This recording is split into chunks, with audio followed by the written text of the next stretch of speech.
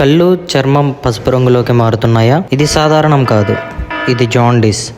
Jaundice అంటే బాడీలో bilirubin levels పెరగడం. ఇది లివర్ సరిగ్గా పనిచేయకపోతే వస్తుంది. దీనికి గల ముఖ్య కారణాలు viral hepatitis A-B-C infections, contaminated food, water, alcohol ఎక్కువగా తీసుకోవడం లేదా లివర్ డ్యామేజ్.